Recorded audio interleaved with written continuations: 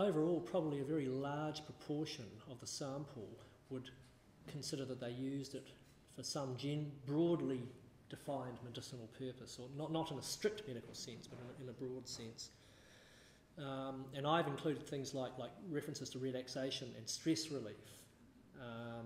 People will take other pharmaceutical prescribed drugs for stress relief. So we might consider that cannabis might also be in that category.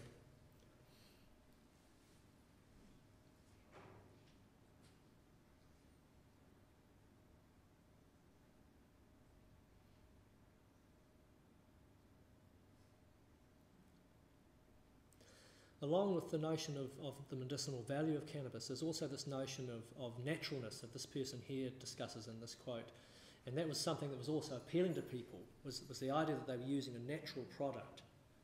And I mean, naturalness itself is kind of a constructed idea. We can say something's natural because it's a plant, and this isn't natural because it isn't a plant. But this was a theme, not a major theme, but it was also a theme that did come through on a number of occasions.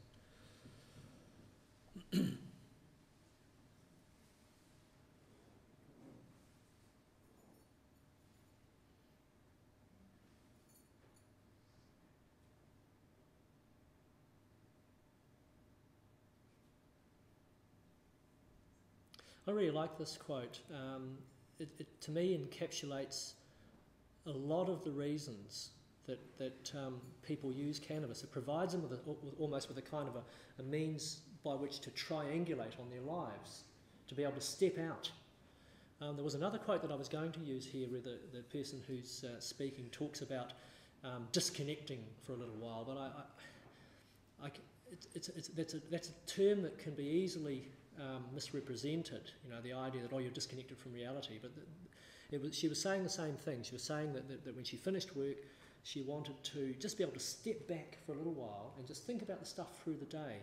And this was a very, very common theme. This guy said it really well, but it was a very common theme in the narratives that people would take the time. That it was a kind of an almost ritualised component to it, and it would allow them to gain a sense of perspective about their lives and then get on with life as well. They didn't feel incapacitated in doing that.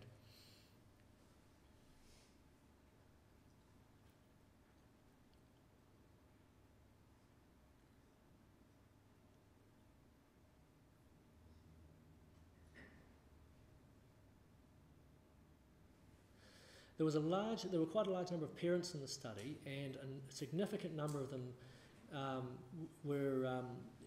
had used cannabis around their kids, not physically using it with their children present, but getting stoned and then playing with their children or being with their children.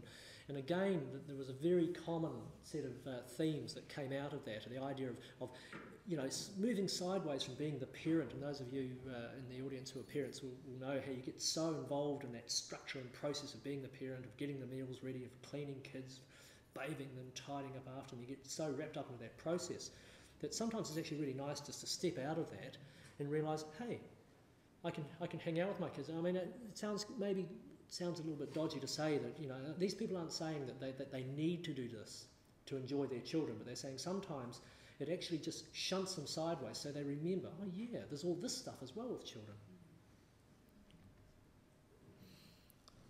Right, just concluding then, as I've said, I would argue that the conversations that typically we have about cannabis are dominated by the medical deficit model, and that users are constructed as passive and as socially deviant.